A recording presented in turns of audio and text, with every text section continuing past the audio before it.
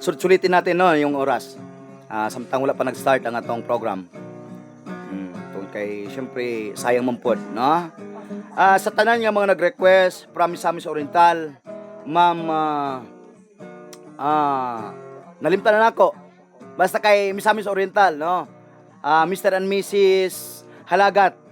Na yung mga request nga dili pa namo mahimuan og video tungod kay limitado man pud ang atong oras hinungdan nga